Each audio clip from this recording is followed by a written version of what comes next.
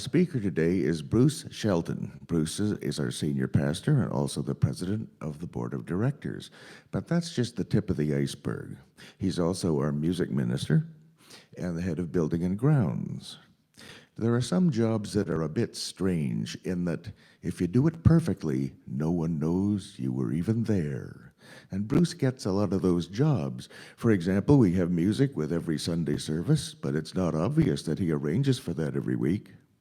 And if we have something unforeseen with the building, like a plumbing issue or air conditioning, everyone comes in the next day and everything works and everything's fine, and nobody sees the mayhem that may have occurred the previous afternoon to get everything working. When an airplane is flying, it's not held up by the wings. It's held up by the air above and below the wings, the invisible air. So here is Bruce Shelton, our wind beneath the wings. Thank you, Lloyd.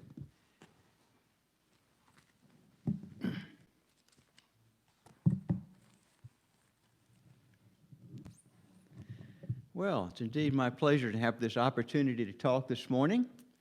As is my custom, I find this to be extremely helpful. If we could just all take a few moments to say a prayer, silent prayer, that God will use me as His speaker today to say exactly the words that need to be heard. So we could all be silent for a few moments.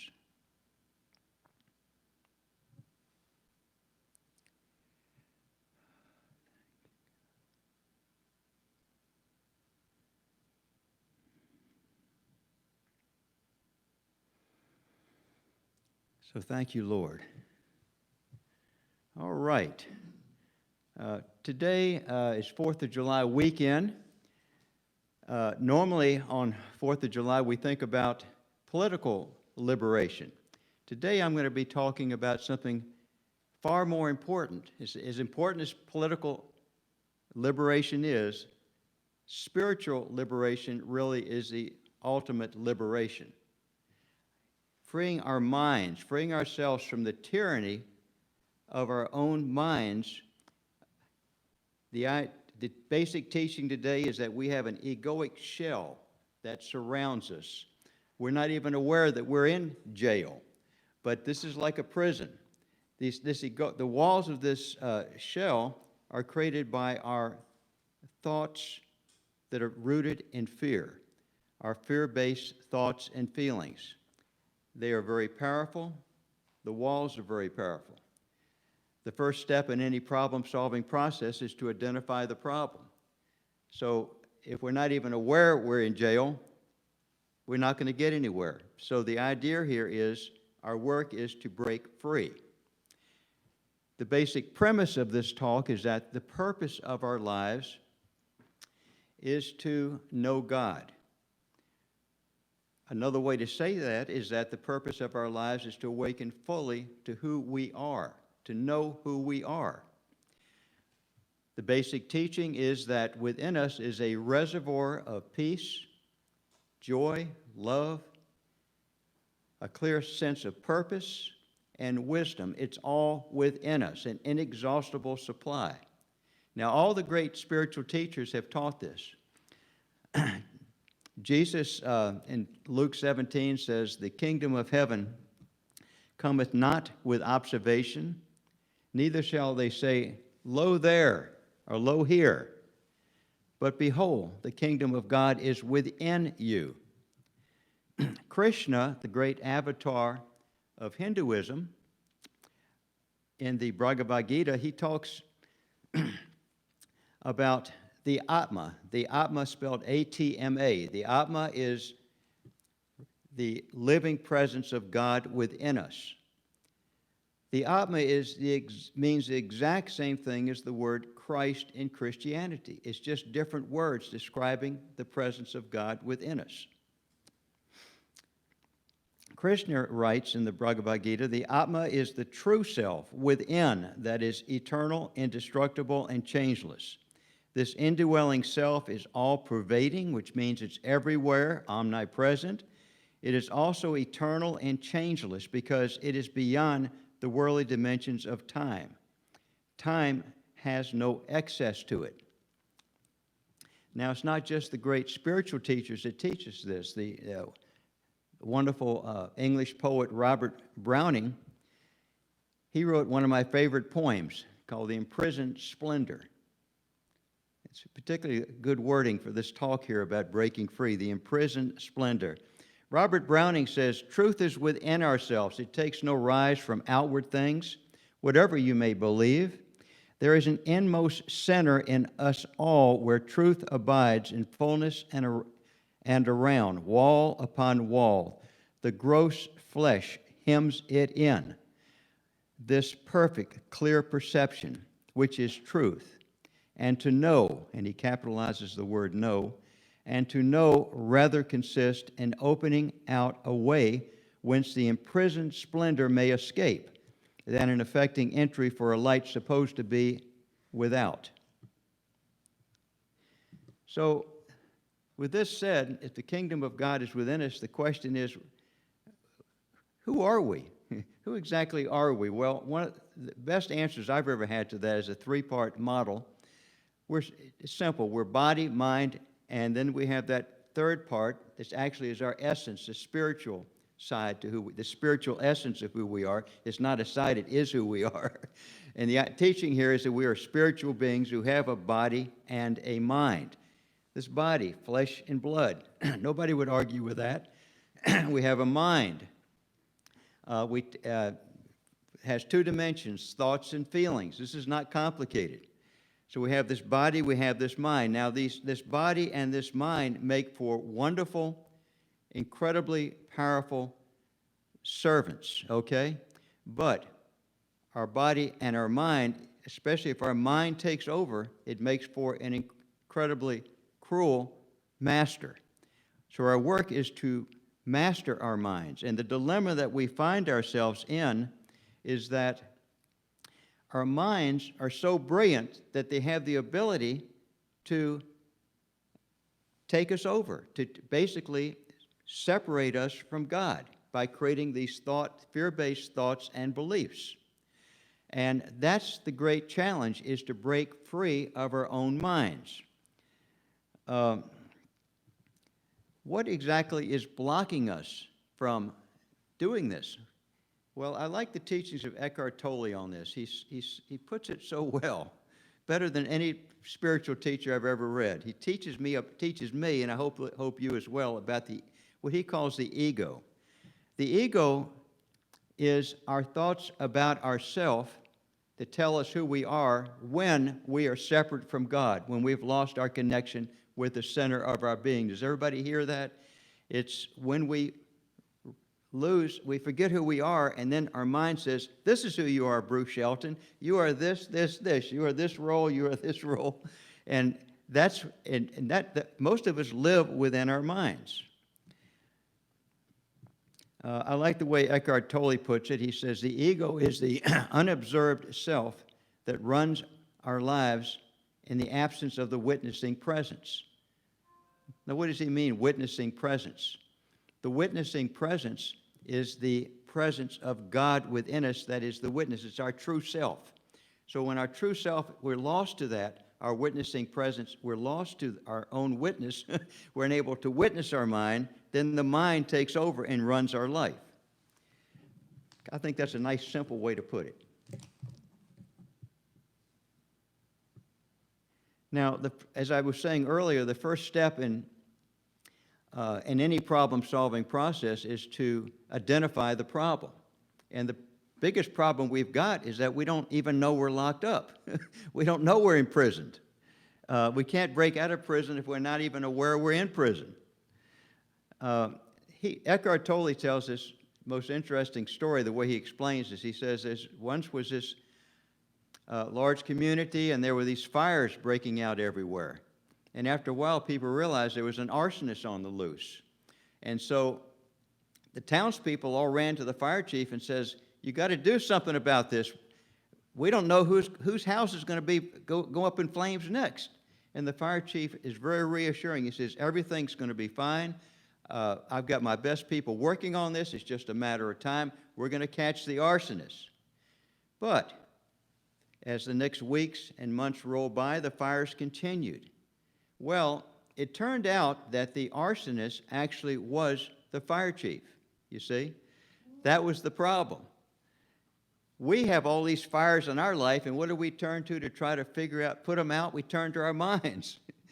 And the problem is, some of these fires, our minds are very good at putting out. But there are other fires that are overwhelming, and we are overwhelmed, and our stress level, our anxiety level skyrockets. And so anyway, I like that story. It really helps to understand what the problem is, you know. We have to identify that the ego is the problem. The ego is the fire chief. We need to fire that fire chief and find the Christ within. Now, before I go to the next step of this, I'd like to just go over a little bit of what I call Psychology 101. How exactly do our minds work? Why is it so difficult to break free?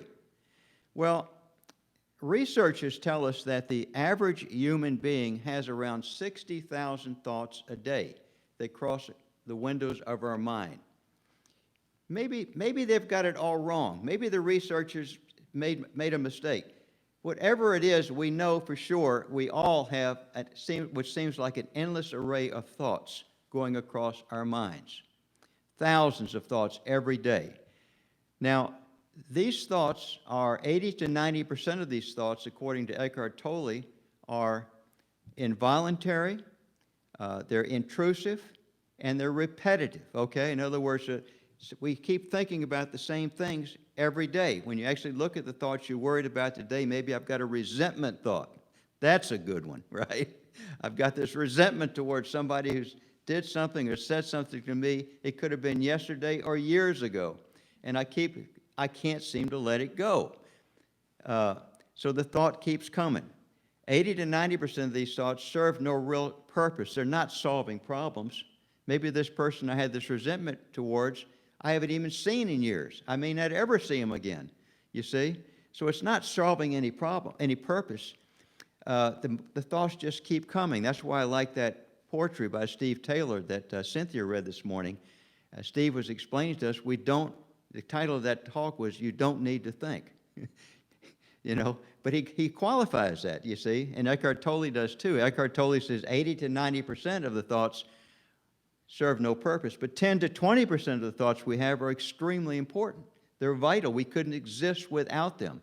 With our mind, the teaching here is that if we want our minds to be like a tool. It's on the tool bench. I've got a problem to solve. Maybe I'm a carpenter and I'm building this house. Okay, let me take the tool off the tool bench, and all the knowledge I have about building houses, I need that knowledge right now, right? I can't build this house if I don't have the knowledge, which is this memory bank of all the experiences I've had in training. However, when I'm finished doing this project, I take my tool, put it back on the tool bench. That, ideally, you see, is what a master does. A master, an enlightened being, uses their mind as a tool, only when you need to, that 10 to 20% of the time. And the dilemma we find ourselves in is our mind, when it's unbridled, when it's not under the control of the witnessing presence, the mind has this tendency to go on and on and on. It doesn't know when to stop.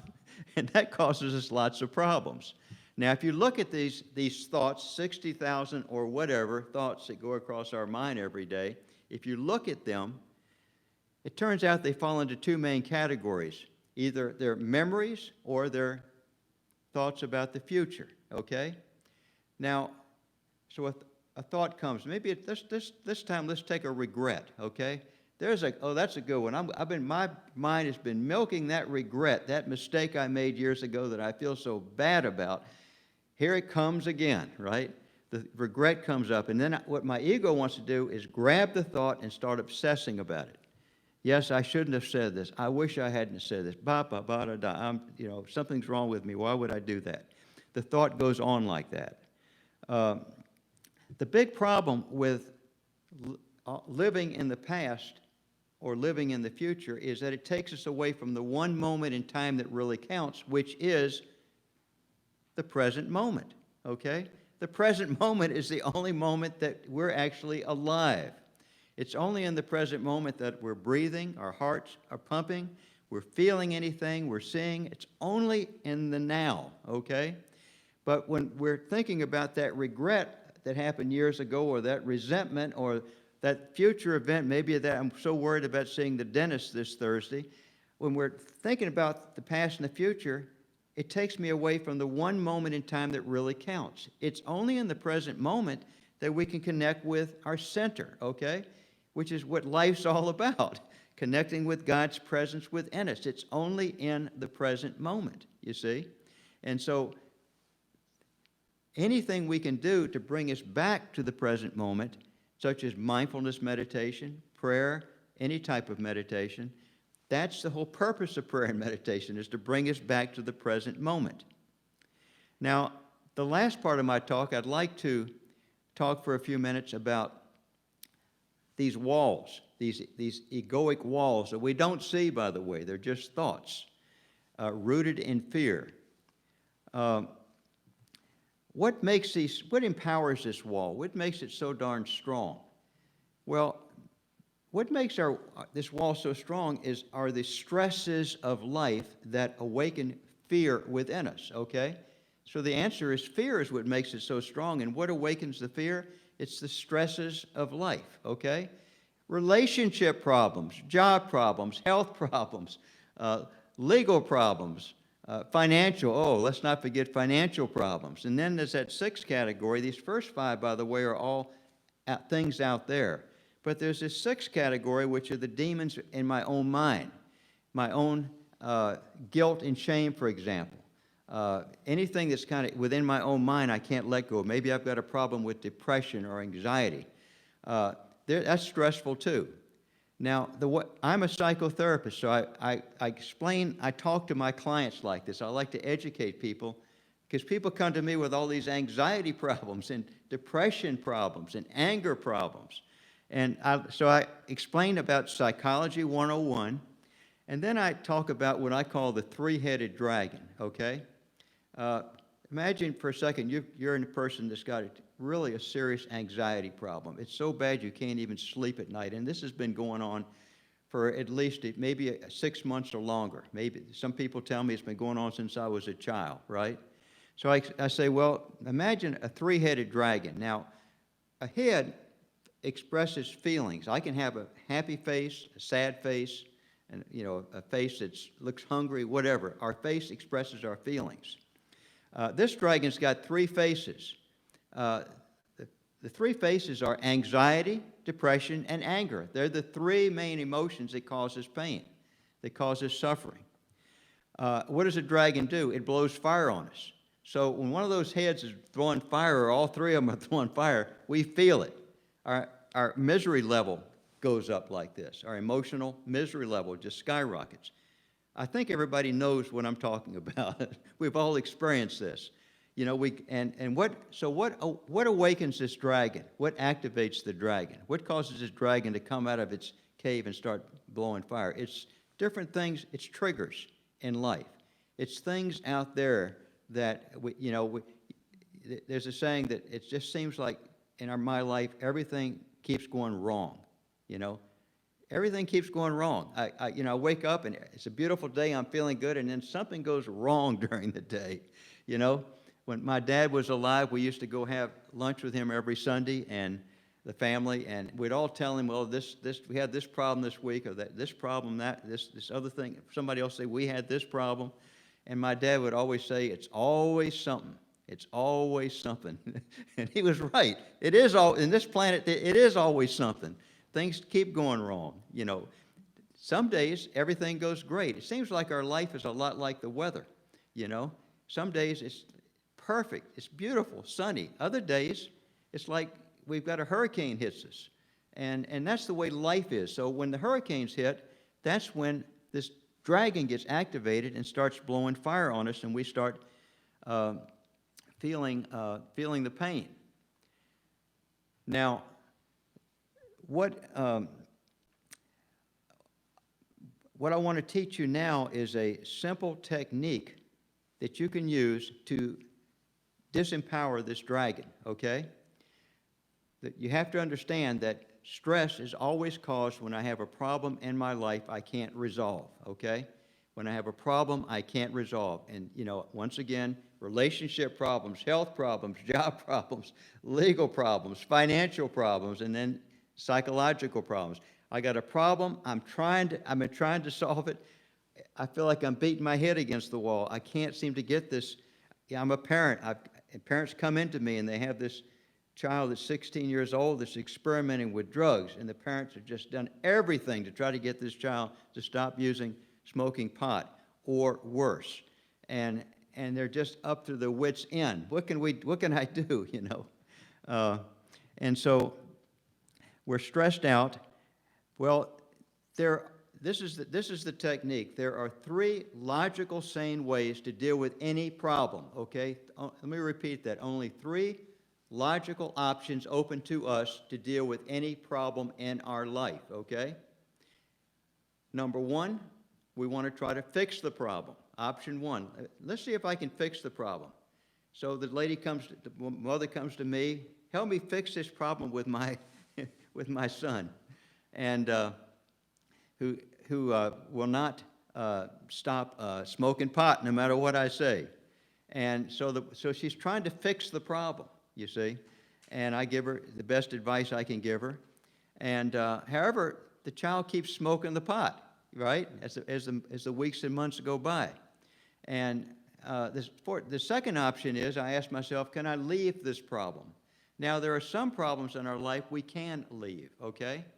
But there are other problems we cannot leave, okay? The example I always like to give about this is that you imagine a person's got a job, and they're a carpenter, and they're working. I'm thinking of this guy I used to work with one time. He'd come in, and this was years ago. He was a carpenter, and he worked for a framing crew. And I remember this was back in 2008 when they had the recession. And all the construction, everything stopped, but this one guy found a particular crew that was still working, and not only that, the guy running it paid him a really good hourly wage. This guy was a highly skilled carpenter. But there was a problem. The guy he was working for had a rage problem. He was angry, and my guy would go to work every day and get hollered at, and it was terrible because you had to deal with this because he couldn't fix the problem. He tried to talk to this man, but it was impossible. Couldn't fix it. He couldn't leave this job because there were no other jobs out there at that time, and he needed the money to pay his rent. So fortunately, I said there's 3 options. Fortunately, we got this third option. The third option is what I say is the most important word in the English language. It's the word acceptance, okay? Acceptance. Now, acceptance, it's important to understand what I mean by that. I'm not talking about accepting the entire situation. I'm not talking about allowing myself to be abused by anybody, okay? Whether I'm in a marriage where somebody is my partner is abusing me, whether I got a job where somebody's abused me. No, this is not what acceptance means. Acceptance means accepting the present moment for what it is, okay? Just narrowing it down to accepting the present moment for what it is. But, you see, the present moment is all that matters, right? It's the only moment I'm feeling anything.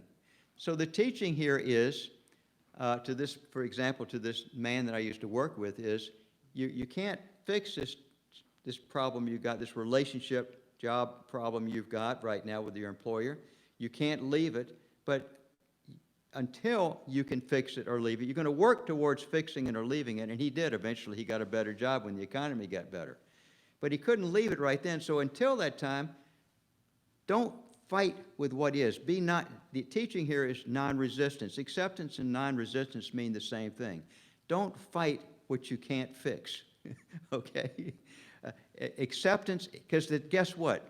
The present moment's going to be what it is, whether I accept it or not.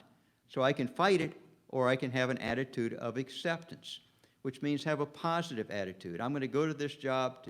If I'm this man, I'd be thinking these thoughts. I'm going to go to this job today. I'm going to be thankful I've got a job. I'm going to be thankful I'm doing work I like to do. I'm going to keep my head under the radar as best I can. I'm going to make sure I do my job right. It's a large crew. If I do my job right, somebody else will probably get hollered at today. But I'm going to go here with a positive attitude. Now that changes everything. His anxiety, his anger level goes way down with that mindset. Now, there's a fourth option, right? This fourth option, however, unlike the first three, is totally irrational and even insane. The fourth option is I fight with what is. I do not accept the present moment for what it is. In my own mind, I struggle with it. I have thoughts like, this is terrible. I've got this job with this terrible man. He's awful. I can't stand him. I hate him. And all these thoughts, they're going in my own mind. Now, what is that doing? It's not hurting the boss, right? He's smart enough not to say anything to the boss because he'd get fired.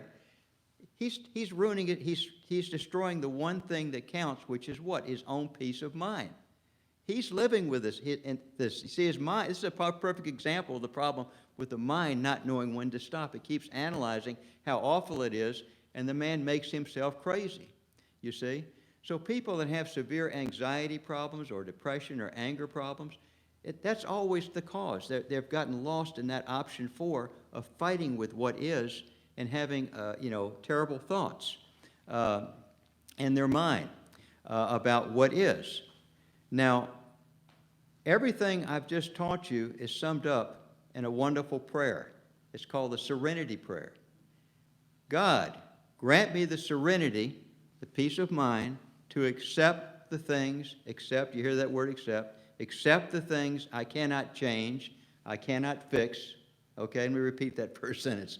God, by the way, this is a prayer. You see, it's not an affirmation. It's a prayer, meaning I'm going to my higher self. I'm not going to the fire chief, the ego, right? I'm going to my true self, the Atma, the Christ within. God, grant me the peace of mind, the serenity to accept the things I cannot change. Then the second sentence, this is 3 sentences, the second sentence to the Serenity Prayer, give me the courage to change the things I can change, okay? Help me to figure out what it is I can fix. What I can fix, motivate me to fix it. Don't let me get into a rut where I'm miserable with a job, for example, but I'm secure check and I'm used to being miserable. No, give me the courage to change the things I can change. And number 3, this is the kicker to this, give me the wisdom to know the difference, okay? Because with my arrogant ego, I think I can solve anything. And then when my ego tries to solve it, one of those problems that cannot be solved, I drive myself crazy. So give me the wisdom to know the difference. Help me to accept the things I cannot change. All right, so that is my talk today, and it's been a great blessing to have this opportunity to speak with you. Thank you so much. God bless you.